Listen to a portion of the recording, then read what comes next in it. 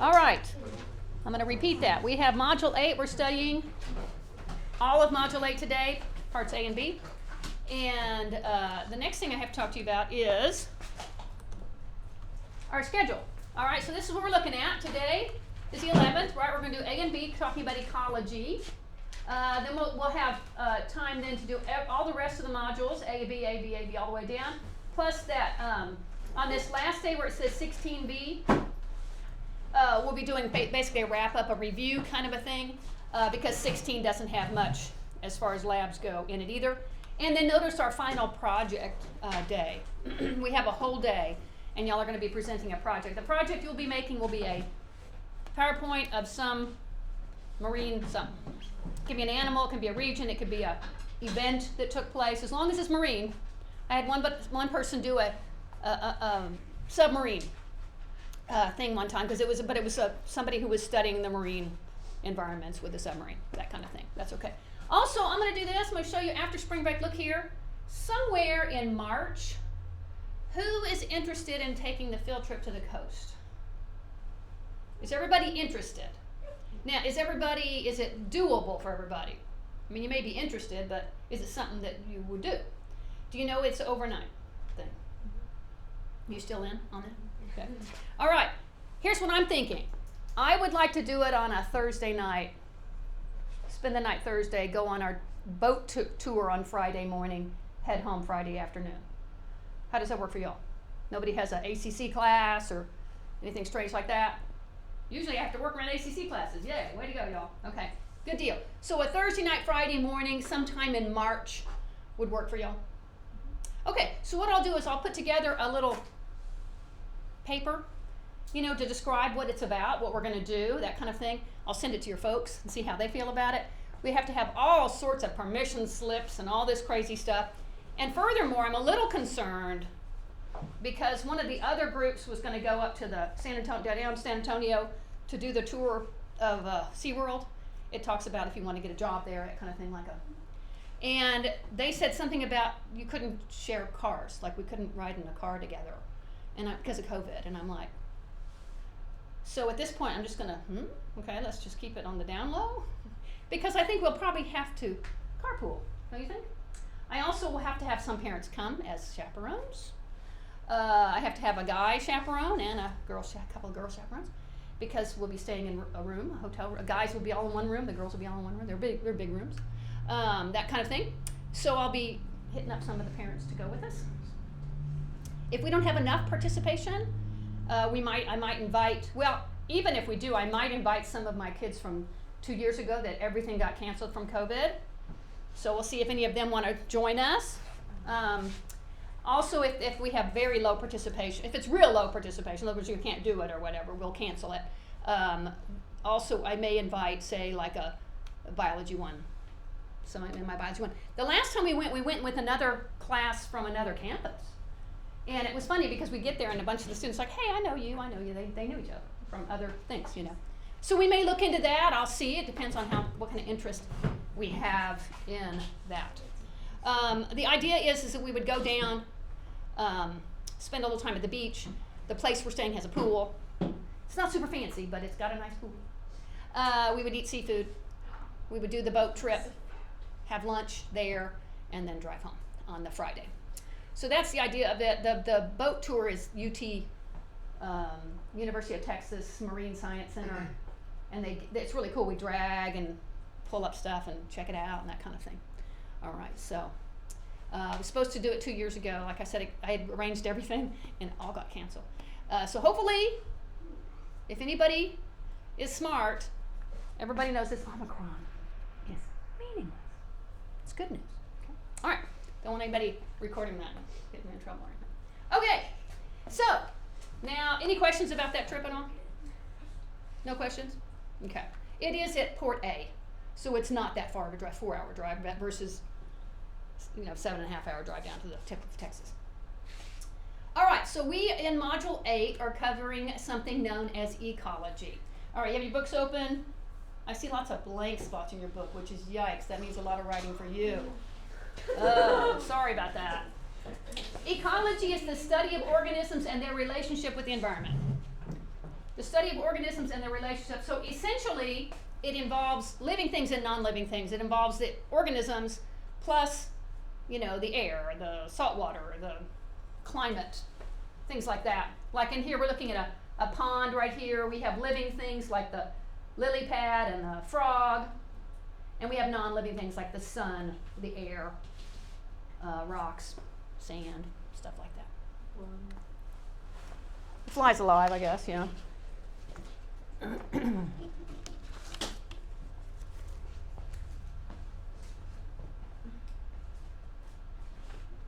All right. So we have factors called biotic factors. These would be the living part of the environment, like our frog and our fly and our fish. And the plants, don't forget the plants are alive. And our abiotic factors are the non-living part, the air, the water. In a marine environment, the saltiness of the water, the temperature of the water. Anything like, for instance, if we're at nearby a big industrial city, perhaps some runoff of pollution in the water would be an abiotic factor. So anything that influences the environment is not alive. And all of that is included in ecology. You may have heard the word ecology and you think, we actually kind of use a new word for the way I used to use ecology when I was growing up. Ecology was all about taking care of the planet. Today we talk about green, being green, right? Not polluting, you know, not creating too much CO2, things like this, being green. So some biotic factors that you will list, examples include predators. Those are going to be the creatures that are going to be chasing other creatures. Food sources, that would be what they're chasing, right? The prey. Oh, disease. Disease. Why would disease be a biotic factor? Well, oftentimes the disease is caused by bacteria, which is a living thing. Okay, so that's a biotic factor. Population size, reproduction rates. We're going to be looking a little more specifically at competition, between species, taking up too much space, eating too much of a particular prey, that kind of thing. Competition with other organisms for resources. That's exactly what I was mentioning. So those resources being food, mostly. And that food can either be plants or other animals, depending on the creature, depending on the predator. Typically when we talk about a predator, we're talking about an animal that hunts for another organism, a living organism. Good morning. But we could also consider an herbivore being a predator while their prey is a plant instead of another creature. All right, our abiotic factors, non-living parts of it, would be temperature of the water, the pressure, how deep are we, salinity, how much salt is in the water, how clear the water is, water clarity, pollution and waste products, available space for sessile organisms. Remember what a sessile organism is? Sessile organism is one that kind of attaches to something and stays put, like a sponge. Corals do that, they'll stay put. And they need space to grow. It doesn't say anything, clarity maybe, sun, I would say sunshine, sunlight would be another abiotic factor. How much, light is there? We're going to talk about some of the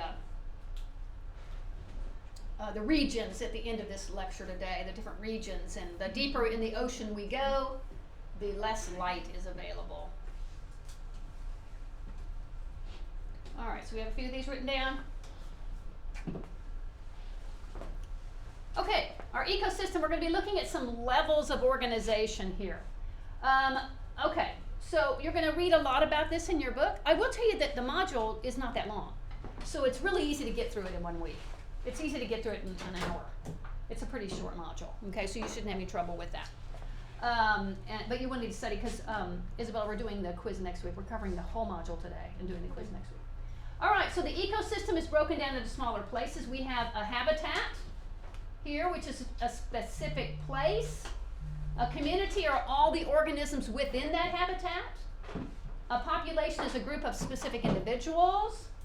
Let's see, I don't know what that is, a frog or something, turtles, right? Or those are fish, I guess, right?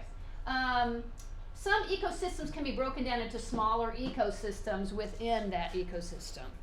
All right, it gets kind of technical here as far as what exactly is part of it, because we're going to be looking at something called a niche or a niche here pretty soon as well. That's what the creature does in its little part of the habitat. Okay, population growth. Optimal conditions allow for maximum growth within an ecosystem. Temperature, rainfall, food supply, oxygen levels, these all contribute to optimal conditions. All of the creatures, most of the creatures in the ocean need oxygen. Most of them need a particular temperature, whatever it is. Either they like warmer waters or colder waters. Same with pressure. The deeper you go, the higher the pressure is. Some creatures thrive in that kind of environment.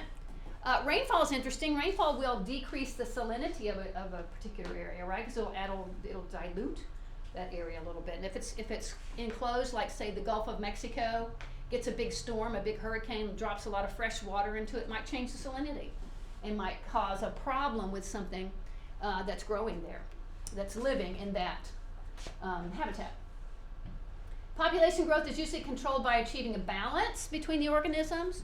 We have a certain number of predators and prey. Sometimes predators will compete for the same kind of prey, and that might change the population in each one of them. So each one of the predators, if there's too much competition for the prey, those predators will be fewer and fewer, not to mention the prey. Competition and predation, here it is, assures that no organism will grow out of control, keeping balance. You've heard about like out in the land here when we have all those deer that are everywhere and they pay hunters to just go shoot some deer, right? Because there's overgrowth or whatever, trying to achieve some sort of balance. And in the marine environment, it tends to happen naturally. So the competition would be for food, but it also would be for space, for sunlight, things like that. Not just food.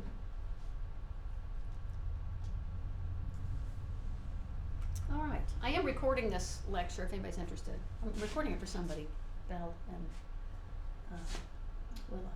All right, the carrying capacity is the largest population size that can be supported by a specific area with its available resources. Okay, so oftentimes what we're talking about here is a beach area, close to shore. It turns out the areas closest to shore have a lot of variety, a lot of diversity of life in them, and mostly that has to do with the fact that it's shallow water, and the shallow water can have the sunlight, and the sunlight can therefore help with photosynthetic organisms. Therefore, there's more food to eat, this kind of thing. As we get deeper and deeper, there's less sunlight, so that gets very strange for those creatures down there.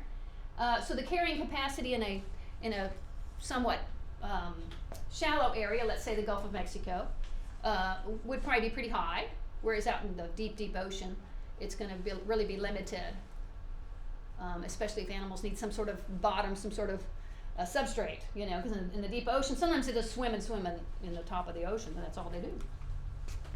A limiting resource, we have to have enough nutrients, light, space, all this kind of thing. A limiting resource is a necessary factor that is present in small quantities. All right, so if something is being used up too fast, if at the Gulf of Mexico we have a lot of fresh water that washes into the Gulf of Mexico, especially over by the Mississippi River, and that changes the salinity, so that therefore changes that habitat.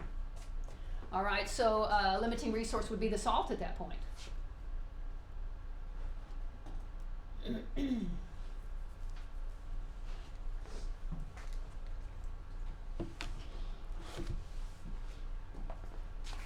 Okay.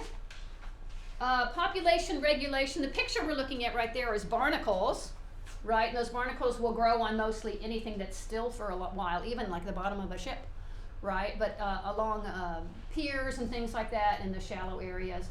So a self-regulating population has a growth rate limited by the size that the population can get. Competition uses up available resources. So, for instance, these barnacles, let's say they're growing on a pier, right? And they fill up the area of the whole, they're completely covered with barnacles. Well, they'll stop reproducing because there's no space for more barnacles to grow. So they will have a self-regulating population then. When some more room opens up, then they'll start to reproduce again. Intraspecific competition is among the individuals of the same species, in this particular case, among the barnacles. They're going to have competition of the barnacles with other barnacles. So that is called intraspecific. And we have also interspecific competition between two different species. We're going to watch a little video on this in just a minute, and how they'll have a population regulation based on, whichever one is more aggressive, whichever one likes a particular area better, thrives in a particular area better, things like this. And then this is that word I want to talk about, is niche or niche. So have you ever said somebody tell you need to find your niche in the world, right? So that's the place where you are, but it's what are you doing in that place? That's what the niche is, okay? So what are the barnacles doing in that place? Perhaps they're really cleaning the water around that pier because they are filter feeders, and they're going to filter out all the little bitty zooplankton and phytoplankton, things like that are in the water. I think it's phytoplankton with them. So it's the niche or the niche is the location and behavior, how that behavior affects that habitat.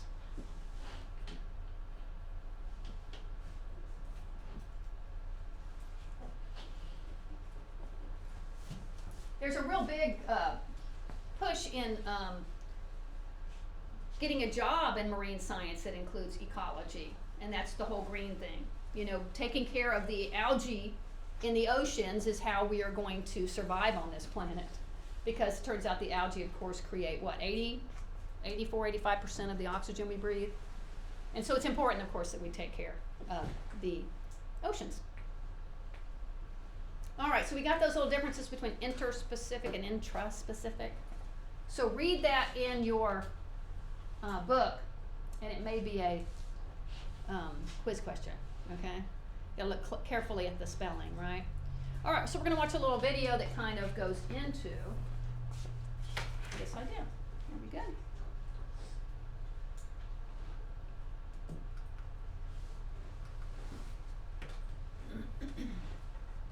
In an environment with limited resources, any organisms that utilize the same resources will be in competition with each other.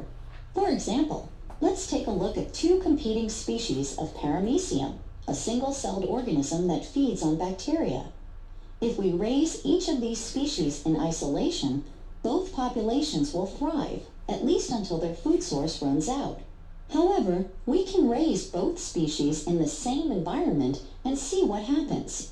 Notice that P. aurelia starts out with a slow growth rate, but it eventually outcompetes P. caudatum, whose population eventually declines. Since these two species compete for the same resources, they are said to occupy the same ecological niche. This experiment, conducted by G.F. Gauss, illustrates the competitive exclusion principle, which states that two species in direct competition cannot occupy the same niche. If two species are found to coexist, then they must be using the resources in their environment in slightly different ways, and therefore occupy different niches. Looking at a slightly more complex example, here is a marine ecosystem that illustrates how a niche can change depending on the competition of other species. A species of Thamylus barnacle will occupy both high and low tide regions, given no competition from other barnacles. Meanwhile, Balanus barnacles will occupy only the low tide region, given no competitors. You can see that the Balanus species outcompetes the Thamylus in the low tide region, so Thamylus narrows its niche to the available high tide area. This example illustrates the distinction between a species' realized niche, which is the role a species actually plays in the ecosystem, and its fundamental niche, which is the role it would play in the ecosystem if competitors were not present. In many cases, it is impossible to determine a species' fundamental niche without removing all of its competitors. All right, so that just gives you an idea of the niche, the competition, and all that kind of thing. And it was nice to have a marine sample right there. Okay, now what about predator-prey relationships? Okay, so a predator is an organism that eats the prey. We almost always talk about this with an animal eating another animal, but it can include animals that eat plants. So the prey is the organism, see, including plants, that gets eaten. Predator strategies. How does a predator go catch things? Well, they can use things like speed, surprise attack, which includes speed sometimes, some sorts of lures. We'll be looking eventually at the deep ocean guys like the anglerfish that has that little lure that has literally has a little light on it that lures things over. Camouflage would be hiding in wait to attack something, okay, so to surprise them that way by camouflage. Prey also have strategies for survival. They can be fast and swim away from a predator. They can have camouflage and hide. Mimicry would be a thing. They're pretending to be something else that keeps the prey from attacking them, thinking they're poisonous, or maybe they think they're bigger than they really are, that kind of thing. Defensive cells like stinging cells, like our Cnidaria, with their little nematocysts that they'll send out, will be a discouragement to some predators because they don't want to get stung. All right, so when we think about predators, we oftentimes will think about the big creatures out there, like the sharks. So who's the predator here? I think it's a great white, isn't it? And our prey is that poor little Sea lion? I think it's a sea lion, because look how big his front flipper is. I can't see ears on him, but either a sea lion or a seal right there. I think it's a sea lion. All right, let's watch a little video. Some strategies. Predators have strategies to help them find food, and prey have strategies to help them avoid becoming food. Some predators, like this shark, are efficient hunters that can swim very quickly and can chase down prey. Other predators, like this crocodile fish, camouflage themselves so that they can't be noticed by the prey until it's too late. Of course, camouflage can be used by prey as well. This fish looks so much like the coral reef that it's hard for a predator to even find it. Other fish are very fast swimmers so that they can get away from the predators. Notice how quickly these fish move when a sound scares them. Other prey have chemical defenses. This lionfish has venomous spines that will keep most predators away from it. Of course, there are other strategies that predators and prey use. For example, some predators use lures to attract prey, but these are the major ones. All right, sorry about that video quality there. I think there's to restart my computer or something. I think we have another video. Yeah. In the open ocean, there are hunters that specialize in attacking schooling prey. Hunters armed with swords. The swordsmen are striped marlin.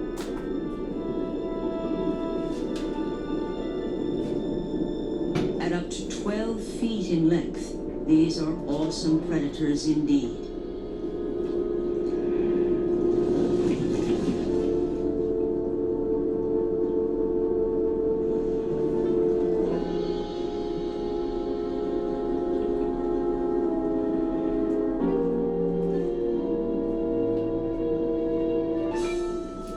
A dozen marlin have isolated a school of sardines in the open sea. These predators are uniquely equipped to deal with a flashing school.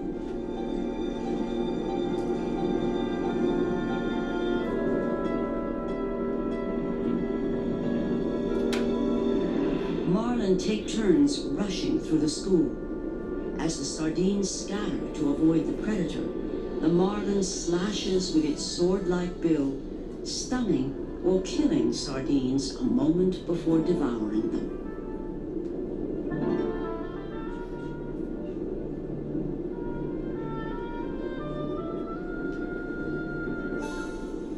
Occasionally, the sardines try to escape by making a desperate dash for deep water.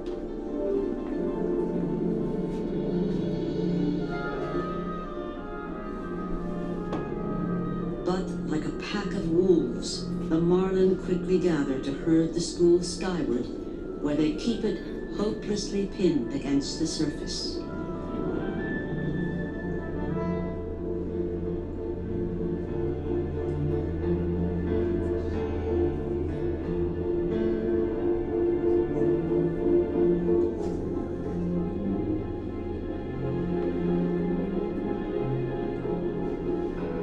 the predators resume, taking their turns slashing through the writhing mass.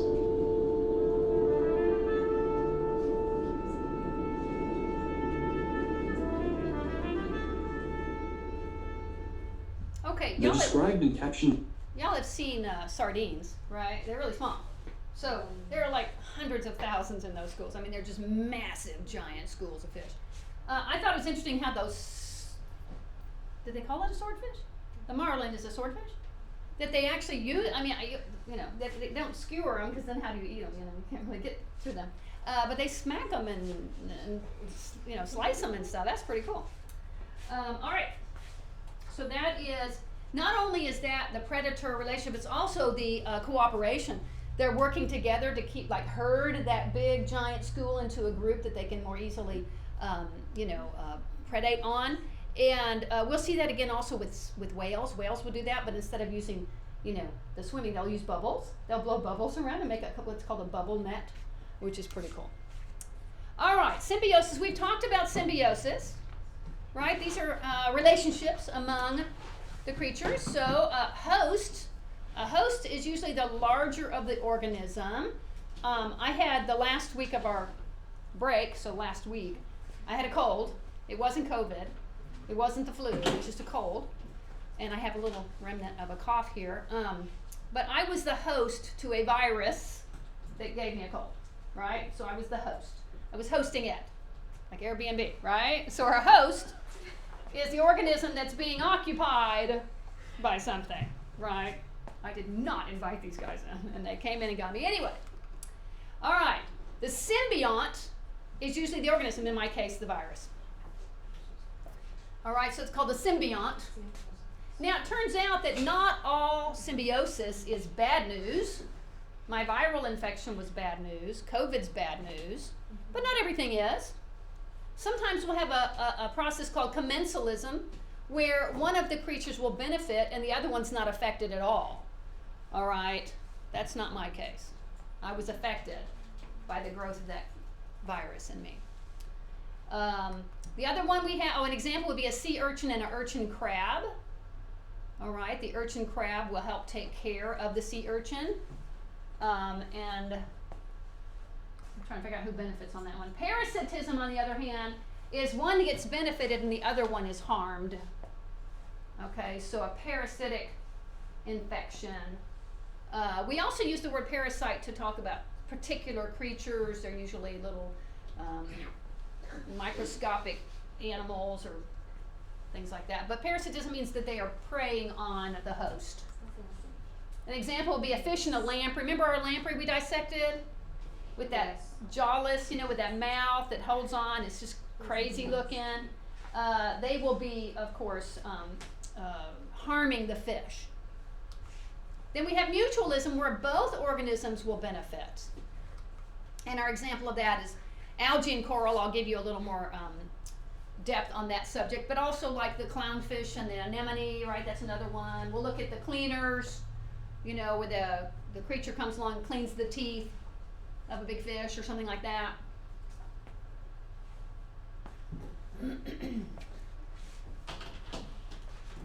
So those are the three main ones: commensalism, parasitism, and mutualism.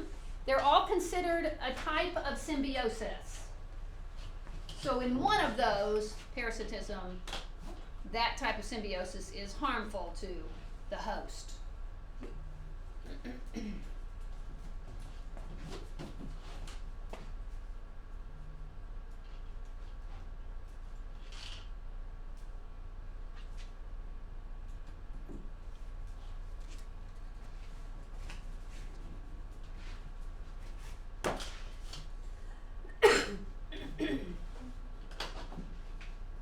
So we got that. Okay, so mutual parasitism. Okay. Not sure if I'm going to answer that next question. We'll see. All right, let's watch a little. Here's our clownfish and sea anemone. Sea anemones are normally deadly to fish.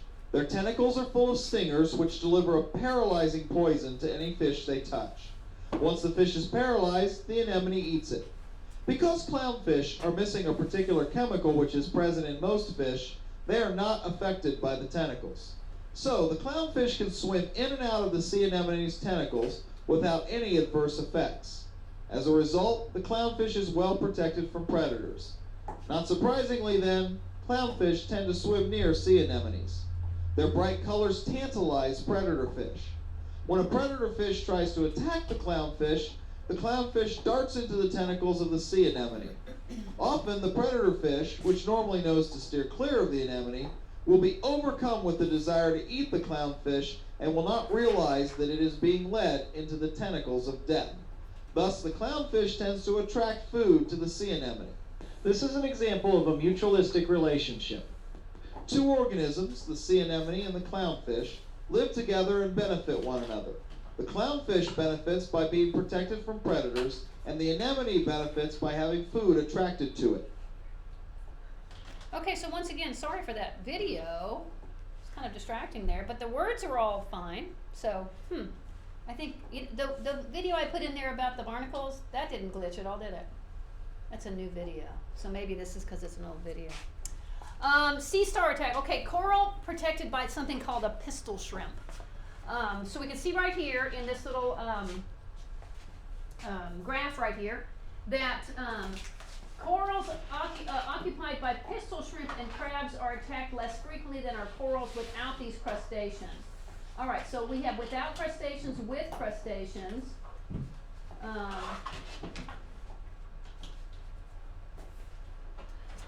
Yeah, so I'm trying to figure out, predation rate. I'm like, this looks good. No, it's bad. That's the predation rate. Okay, the blue tall thing that's how much they're being attacked.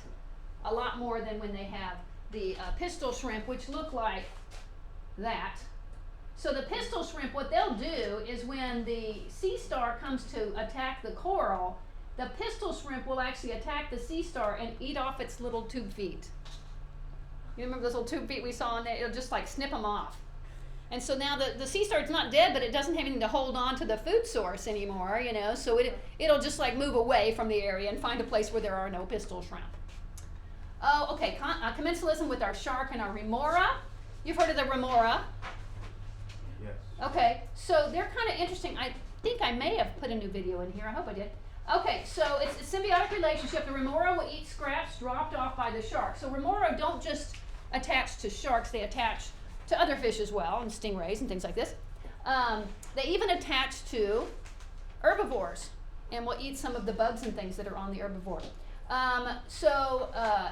When the shark eats, they're kind of messy eaters, and it leaves a lot of scraps, and these little remora will snap those up.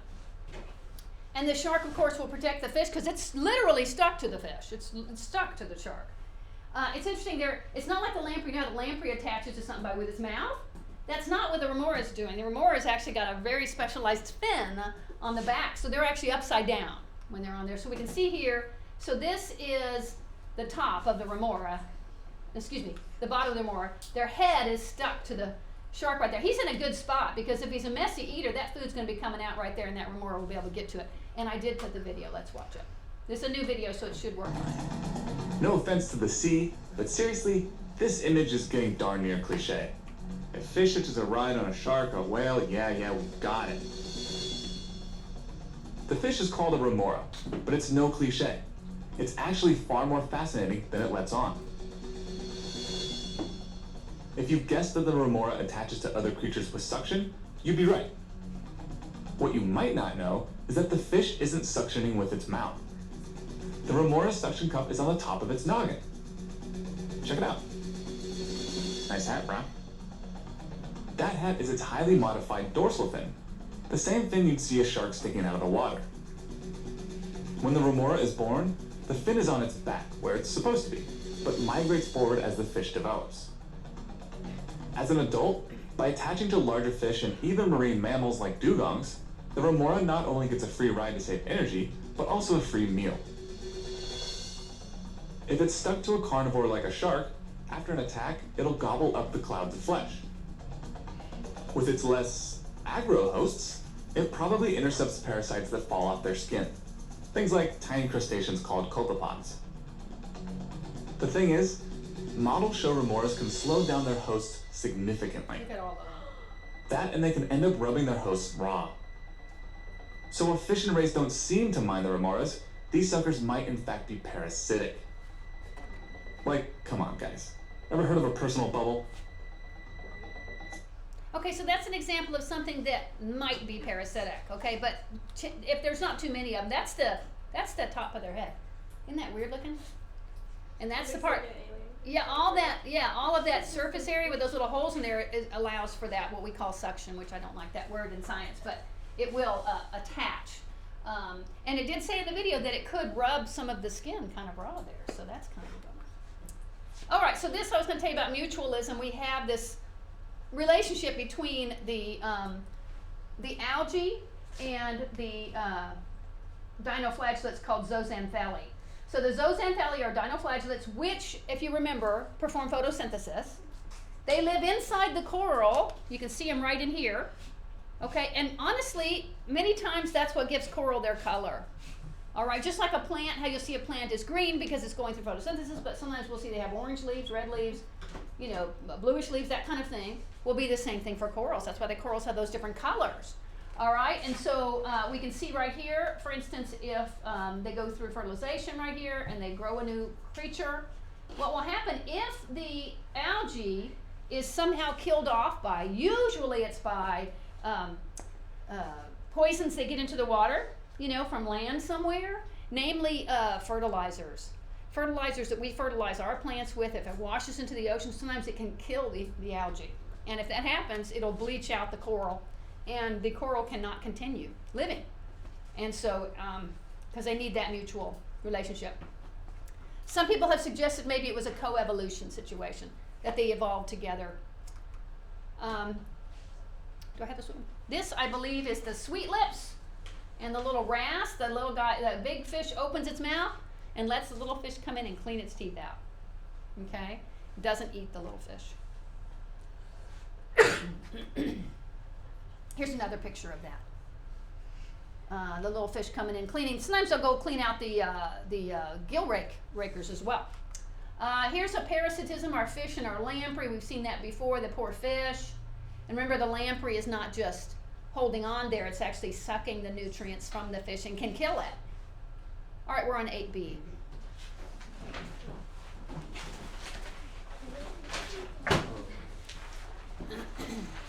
All right, now we get into the kind of dull part. I don't know, maybe y'all don't find this dull. But we're looking at the trophic levels. Trophic level means energy. We're going to follow the energy. Okay, so depending on, like for instance, we should have a lot of the producers that are available. That would be the plant life, the algae that grow using photosynthesis. And we have to have a bunch of those in order to support the creatures that eat them and the creatures that eat them, and et cetera, et cetera. Okay, so we end up with lots and lots of plant life and few of these large animals, okay, because there's just not enough to sustain very, very large populations of huge mammals. Okay, so that's why huge mammals there's not as many of those as, say, the number of dinoflagellates out there. Okay, so we have our sunlight and our phytoplankton right here. Our little zooplankton will eat our phytoplankton. It's interesting, usually the arrow goes into the mouth of whatever's eating it, so that this one's wrong this way. The zooplankton eat the phytoplankton, the small fish eat the zooplankton, bigger fish eat the smaller fish. Tuna is a very large fish, which will eat the mackerel, and then a large shark. Tuna are so huge, it has to be a large shark if it's going to eat a tuna. Maybe he catches it when he's young or something. The tuna is like these tables. That's a small tuna, the size of this table right here. Our food web, this is what we call a food chain. All right? So a food chain, what eats what kind of a thing. But the more accurate way of depicting this would be a food web, because, for instance, many things might eat the mussel. So this is showing it properly. The mussels are eaten by, the arrow goes into the mouth of the predator. Okay? So they're eaten by an octopus. Mussels are also eaten by people, also eaten by seagulls, also eaten by, starfish. And that's in. Algae are eaten by limpets, which are eaten by octopus and starfish. Starfish is eaten by a shark. Octopus is eaten by a shark. Fish is eaten by a shark. Oh, who eats the shark? We do. Anybody ever had shark? You know what I saw at Costco? if it's still there when it comes our time to have our food day, it was octopus tentacles, already cooked. And I said, I can manage that. They're already cooked. All I have to do is warm it up. So I can do that. So hopefully they'll still have those when it comes time for our food lab. Okay, and this is going to show our energy level. Okay, in order to support one top carnivore, here we're looking at a picture of a dolphin, we have to have lots of the creatures beneath it. All right, so the dolphin is eating the squid right here, but the squid is eating this fish, which is eating these crustaceans, which are eating these, what are those? Cockle shells. Also it says zooplankton, and then primary producers. So we have to have a lot of this. And the decomposers, of course, win in the end. They eat everything. So everything dies eventually, and the decomposers are like, yes, it's my turn. Okay, so the energy levels go up. So between these, remember, energy is neither created nor destroyed, right? That's a fundamental law of nature. Energy is neither created nor destroyed, but it does get wasted along the way. And so, for instance, these cockles cannot process every bit, 100% of the energy they get from the zooplankton or the phytoplankton. So some of it gets lost. Like, for instance, when we eat something, we create some heat and we lose it as heat, right? Okay, that's how we have our temperature. One of the best examples, y'all remember doing owl pellets when you were younger? I think we did it in biology one, right? You know, and how the stuff that the owl had to spit up because it couldn't process the bones and the fur. And so that energy's lost. There's energy in bones and energy in that fur, but it gets lost along the way. So that's why owls need to eat a lot of mice. And that's why that's why mice have really large litters of babies, okay? Whereas whales don't. Whales have one baby, all right? Because they don't have enough stuff to feed a giant group. Now we looked at the turtles, right? They have huge, right? Hundreds, but how many make it? Remember our poor eggs. Yeah, so not very. What did we decide? 2 out of 1,000 actually made it to full adulthood, like a really old critter. All right, summary boxes on your. This is on your page. You have summary boxes. Mm-hmm. Energy flow, energy use in trophic relationships. So your energy flow has to do with who's using what, what's being wasted, that kind of thing.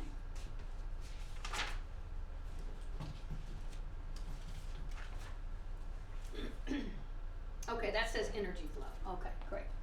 All right, next, our food webs show how several food chains interact to form a larger picture. So showing it as a chain doesn't show the whole picture.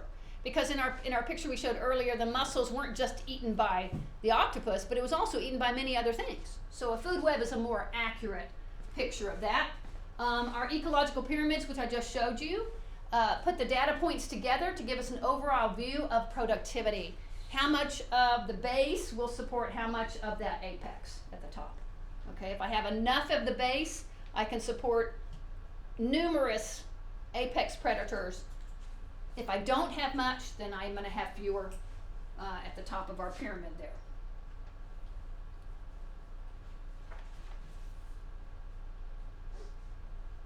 So on the previous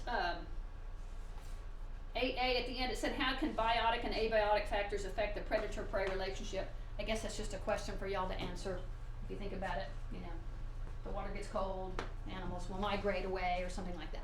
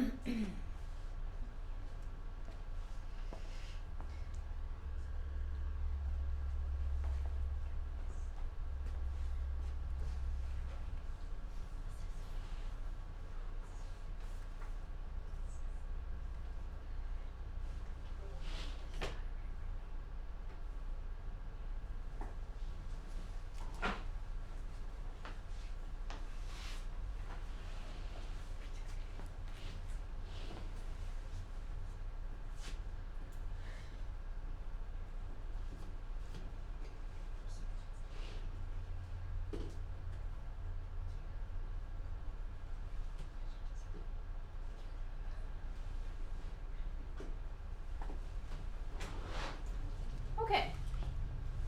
So what is detritus? The word is detritus. And it's in your book written there. Detritus is dead organic material, also known as DOM. So detritus is dead stuff. The decomposing organisms that live in it are included in it as well. So this is essential for recycling nutrients.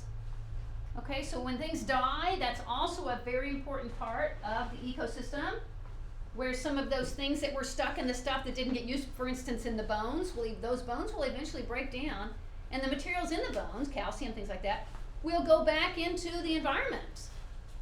So detritus represents the recycling bin of the ocean ecosystem. Some organisms, mostly bacteria, will feed on it. Others will break it down to be reused. Sometimes even the salt in the ocean can help break things down. The movement of waves can help break things down, and making those raw materials available once again. So it is a giant recycling program that's going on inside the ecosystem.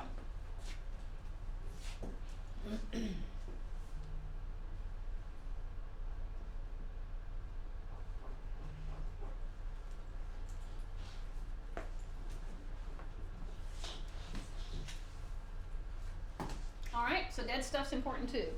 Primary productivity. Okay, that does come next. All right, the base of the food chain is photosynthetic plankton. So primary producers are ones that make their own food from the energy from the sun. Okay, so we have the photosynthetic plankton that are the base of the food chain, and the productivity is the rate of photosynthesis carried on in an ecosystem. So in any ecosystem, this is marine or on land, the rate of photosynthesis is an important scientific parameter that we want to understand. And to understand in the ocean is a little more difficult because we're going to have to study it in a way that we can capture at least some maybe indirect ideas of how much photosynthesis is going on. So primary productivity does not measure the population of phytoplankton, just how productive they actually are. How much photosynthesis are they doing? You know, because we've seen when we talk about blooms and things like that, when they're overproductive, and it ends up being bad for that environment when there's a bloom, an algal bloom or something like that. So we're going to end up going through all the different cycles here, which will affect our productivity, but it all begins at the bottom of that pyramid. So our primary productivity, the rate of photosynthesis carried on, that's just a repetition right there. We can see what's happening with our photosynthesis, right? We have the sun coming in. We're looking at a plant here, but pretend like we're looking at some algae or something. So glucose is produced from from CO2 and H2O. What is DOM? It's dead organic material. It breaks down easily and gets recycled quickly. That's called labile or label. Carbon compounds can build up. So DOM is slower to recycle here because refractory has to do with the period that it takes to get to a point where it can be recycled. Okay, there's a refractory period.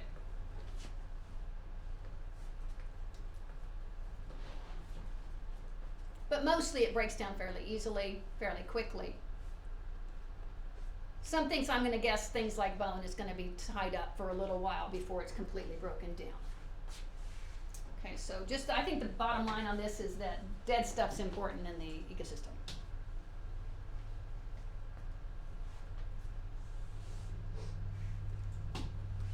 All right, carbon fixation. We convert inorganic carbon into useful organic carbon substances. So inorganic carbon would be CO2 that's in the air. That's considered inorganic. Okay, when we take that and turn it into glucose, C6H12O6, is an organic carbon compound. All right, because it's going to be used by living things.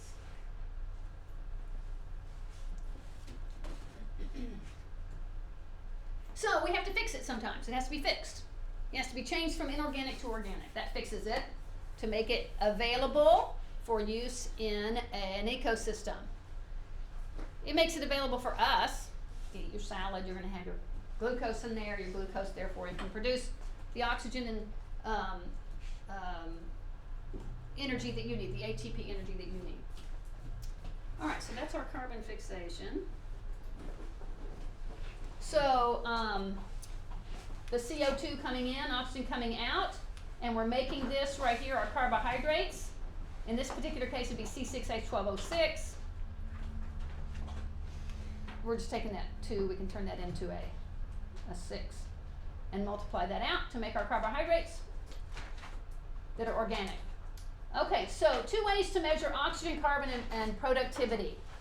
And we're talking about a marine environment right now. Okay, so one way is to use the light, dark bottle technique. It's low tech, very low tech, but they still use it. They use it a lot, actually. So what we do is we take water samples at different depths, taken in 2 different bottles. One bottle is clear or light, maybe it's translucent rather than transparent, and the other one's dark. It's covered with duct tape or something, right, to make it so it's dark in there. So that means the one that's light can penetrate it and photosynthesis can take place, and in the dark one, photosynthesis cannot take place, and so therefore we're going to measure out the CO2 production. So CO2 production is when they're going through respiration, like we're producing CO2, right, when we breathe out. So plants do that too. These microorganisms do that too. When they don't have light, remember, they're making the sugar for themselves, and they use it at nighttime, they use it, that kind of thing. Then we're going to compare over a specific period of time. Okay, and so I'm going to show you a little picture of that here in just a minute. The other one that is a little more high tech, it's a little newer, it was developed like in the late 50s or early 60s, 1960s. It actually is going to follow a radioactive molecule through a system. It's similar to the light dark, except that the radioactive sodium bicarbonate is injected into the bottles, and we can actually measure that, see how much of the radioactive material is left afterwards, and that gives us a much more accurate idea, okay? It's a direct measurement, and therefore more accurate. Whereas up here, our light dark bottle is a little more indirect type of a thing. But it's low tech and easy to do. So here's a picture of it. Here's my light bottle. Light can come into it. Here's my dark bottle.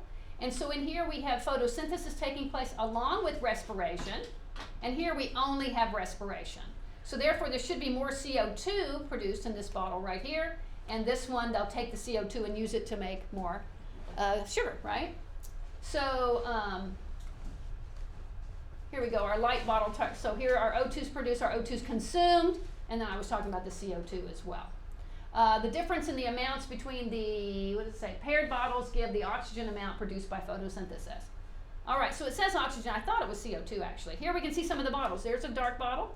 There's a light bottle. So see how low tech that is? They literally dropped the bottle down. It has to be in a depth of the ocean where light penetrates, so it can't be too deep, because we have to have that photosynthesis taking place. Okay, what's a fluorometer? You have a blank for that. A fluorometer measures the amount of chlorophyll. So that's another thing we can measure, how much chlorophyll is in the water. Now remember, the chlorophyll is the stuff that's actually doing the photosynthesis. So if I can get a direct idea of how much chlorophyll is in the water, then I can get an idea of how much production is going on, or how much production, what kind of capability for production do we have in a particular area.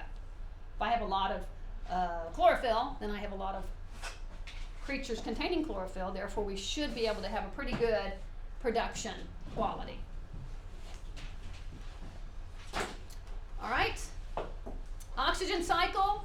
Oxygen comes from the air, it dissolves into the water. Organisms use that. Remember, organisms have to breathe, right? Fish have to breathe, they use their gills to do that. They're not getting the oxygen from the H2O of the water. That's not where the oxygen comes from. That's fixed and stays in the liquid part of the water. They're getting it from the air, and it's dissolving in the top of the water. That's another thing why creatures tend to live toward the surface, is because there's more oxygen there. If you have a fish take it home, what we typically do is put a bubbler in there, right? And it bubbles oxygen into the water, and that makes it available to them. But oxygen is recycled, all right? So it gets taken in, and we breathe out our CO2. The CO2 goes and makes more oxygen. It's a beautiful cycle right there. All right, and we can see it mostly doing from the air. The carbon cycle is going to be our carbon dioxide, which is going to turn into our sugar. It dissolves in the seawater as well from the air. We have CO2 in our air. During photosynthesis, primary producers will fix it by turning it from CO2 to C6H12O6. Also, as wastes decompose, carbon dioxide will be released as a dissolved gas. It's also a product of the fish breathing. They're breathing out, if you will, the carbon dioxide, just like we are. So dissolved CO2 in the ocean water can eventually make it more and more acidic. All right, because CO2 is slightly acidic, and if I have more and more of that being produced, then that will cause acidity, which is why it's important to keep the photosynthesis going. Okay, it's important. If our plants get killed off, it's going to eventually kill off the whole ecosystem, because the CO2 will just collect up. Yes? We have to write this down. Is there a way to summarize it? Is it under carbon cycle? Yeah. I would just put in there that that carbon is recycled through the CO2 fixing process. Yeah, I wouldn't write all this if I were you. If you want to go into ecology, this is the kind of really exciting material you'd be covering. Which, I'm just sorry, but in my opinion, not as, I don't know, exciting as learning about the creatures, right? But our lab today is going to be about carbon fixing, so we'll see that. It's just going to show how it goes through the process and how it makes things. So here's our carbon uptake, right? CO2 comes from the air. It's going to go in. It's going to be mixed right here. We're going to see how it's going to get fixed. Upwelling will bring stuff to the surface based on temperature, essentially. And our biological cycle will take some of that CO2 in the photosynthetic area and that kind of thing. Let's watch a little video on it, see if this will. I think it's In pretty short. ecosystems, the carbon cycle begins with carbon dioxide that has been dissolved in the water. It is absorbed by the primary producers, and along with sunlight and water, they use it to make their own food. Although we normally think of primary producers as using carbon dioxide, it's important to remember that they produce it as well. When they actually burn the food they've made for energy, that's respiration, and that replenishes carbon dioxide in the water. Now, any of the food that those primary producers made but didn't burn eventually goes up the food chain through feeding. First, the herbivores eat the primary producers, getting their carbon, and then the carnivores eat the herbivores, getting the carbon once again. The consumers then burn that food for energy, and the respiration once again replenishes carbon dioxide in the water. Both the primary producers and the consumers also produce waste, some of which contains carbon, and eventually these guys die as well, and their dead remains contain carbon. The waste and dead organic matter attract decomposers. The decomposers and everything that they're living on is called detritus. The action of the decomposers produces carbon dioxide, which once again replenishes the dissolved carbon dioxide in the water. Of course, if this were the end of the story, there would only be a fixed amount of carbon available for life, but carbon dioxide can also dissolve into the water from the air above the ocean. So there's a constant influx of carbon, allowing more and more carbon-based material to be made underwater. All right. Now, nitrogen cycle also involves having nitrogen being fixed. You may remember that the atmosphere is about 78% nitrogen. Every breath we take in, we're breathing in a whole bunch of nitrogen, but we're just breathing it right back out. Because in order for organisms to use nitrogen, which we need them, it helps make our DNA, things like that that have nitrogen in them, nitrogen has to be fixed. So the conversion of gaseous nitrogen in the atmosphere into useful nitrogen substances, organic substances. Our blue-green algae will do that. They are called nitrogen fixers. There are different bacteria out there that fix nitrogen. There are certain plants that we plant that their nodules on their roots fix nitrogen. Those are called legumes. If you've ever had a legume, anything in a pod, including a peanut, those fix nitrogen. So the nitrogen cycle, once again, is going to cycle around from inorganic to organic, going to be used, and a lot of times we'll just get that nitrogen into from the atmosphere. A lot of surface area on the oceans, yeah, they're huge, and they're touching the air all the time. Waves are helping to convert some of that. All right, so that is our nitrogen cycle then, from our atmosphere, and then down here we have organic substances fixing it. Nitrification it's called. We have bacteria, and then we have organic assimilation. Denitrification, it turns it back into inorganic to be used again. Organisms need nitrogen as a part of their biosynthetic processes. Now there's a lot of nitrogen in the atmosphere, but it's in the form of nitrogen gas, which is not very reactive. Organisms need nitrogen in a more reactive form, such as in the form of nitrates, nitrites, and ammonia. The nitrogen cycle tracks how nitrogen gas is converted into these more reactive forms and how those more reactive forms are sometimes transformed back into nitrogen gas. Lightning, for example, can take nitrogen gas and convert it directly into one of the more reactive forms of nitrogen. However, the most prominent way that nitrogen gas is converted into more reactive forms of nitrogen is through certain bacteria. These bacteria, called nitrogen-fixing bacteria, use a process called nitrogen fixation that turns nitrogen gas into one of the more reactive forms of nitrogen. There are bacteria, however, that do the reverse. By a process called denitrification, some bacteria take these more active forms of nitrogen and convert it back into nitrogen gas. Nevertheless, through nitrogen-fixing bacteria and lightning, creation has an adequate supply of active nitrogen. That active nitrogen is absorbed by producers, such as plants and microorganisms. They use these more active forms of nitrogen in their biosynthetic processes. They also sometimes produce waste that contain them, and that goes back into the supply of active nitrogen that can be used by other producers. Feeding allows these more active forms of nitrogen to travel up through the trophic levels. Herbivores feed on the producers, absorbing the nitrogen they need, and carnivores feed on the herbivores, absorbing the nitrogen they need. Of course, the herbivores and carnivores also produce wastes, some of which contain active forms of nitrogen, and those go back into the supply that can once again be absorbed by the producers. When producers and consumers die, dead organic matter piles up, and that, of course, is fed upon by the decomposers. Through decomposition, the nitrogen in the dead organic matter becomes one of the more active forms of nitrogen again, which once again can be absorbed by the producers. So you see how the nitrogen gas in the atmosphere cycles through the nitrogen cycle, supplying more active forms of nitrogen to all the organisms in creation. Okay. So we'll come back to this subject when we talk about fish farming. So when you farm fish, you keep them in a place that's kind of small, and when they're kind of small, their waste product tends to build up, which builds up the nitrogen in the system, and they're not dealing with it very quickly, and so we end up with some of the fish getting more nitrogen in them. Therefore, typically, I would say farmed fish are not as healthy for us as wild-caught fish. Yeah. All right, ocean motion. How does this organic matter get distributed? It goes through this recycling throughout the ecosystem that cause these giant, gyres and things like this. All that motion going on that is caused by several things. The Earth spinning, for one, is some of the motion. Temperature changes, for another, are causing all that upwelling and things like this. To keep it moving, to get all of this stuff distributed. It's actually quite beautiful.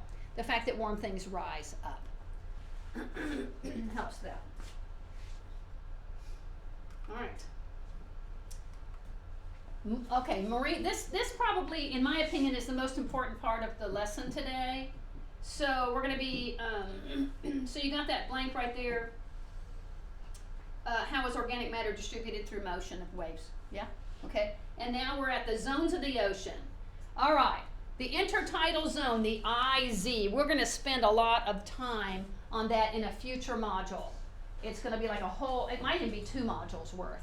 And that's because the intertidal zone is the strip exposed to air during low tide and inundated or covered by water during high tide. And the creatures that live there are fascinating. Okay? The next, actually above it is the splash zone. This is the area that's not underwater at all, but it gets splashed by saltiness, so it has to be able to withstand that salt. Some of the grasses, things like this. The inner shelf is just beneath the intertidal zone. It's always underwater, but it is penetrated by light. All right, so it's in something called the photic zone. It's between 50 and 100 meters deep. Then we start having no light. The outer shelf has no light. The bathal zone is the continental shelf dropping deep to the ocean, to the deep ocean. The abyssal zone is the deepest place. It levels out. It's called the abyssal plain. You've heard the word the abyss. It means like a bottomless pit kind of a thing. The hadal zone would be the deep ocean trenches. Way deep, the deepest things we know. All right, so let's take a look. You're supposed to draw something like this, but let me see if I have a better picture for you, okay? You do need to write down benthic are the organisms living on the ocean bottom, wherever they are. They're just on the bottom, not necessarily in the deep, but could be in the deep. Pelagic are organisms living up in the water column away from the bottom. They're swimming in the pelagic zone. The neritic zone is the pelagic zone near the shore, and the oceanic zone is the pelagic zone out in the ocean. So are they swimming near the shore, or are they swimming out in the ocean? Or are they going back and forth? This kind of thing. The idea, though, is they're staying fairly shallow, and they're either shallow near the land or shallow away from the land. So these are some of the words you have to write down, but the picture you're going to draw.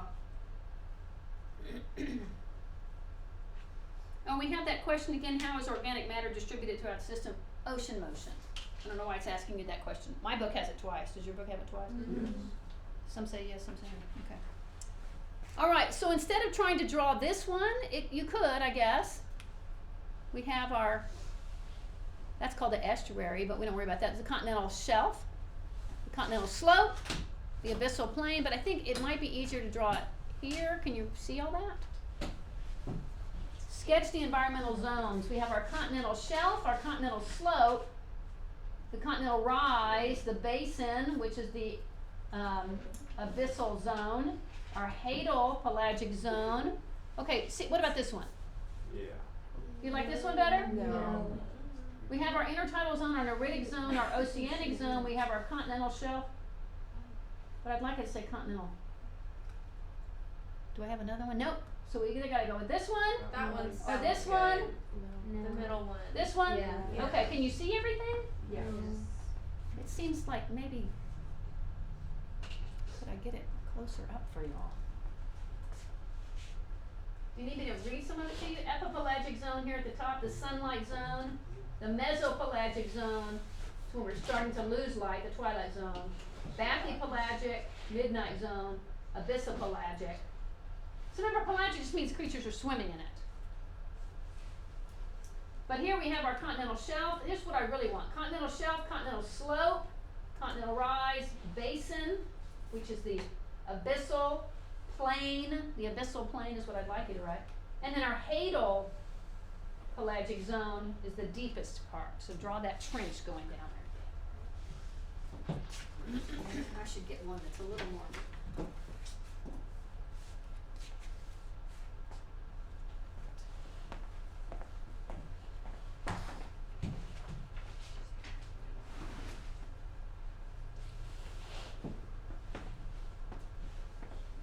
All right, and then after this we'll have our lab time, which is pretty short. Okay, keep in mind that next week we will have a quiz over Module 8, okay?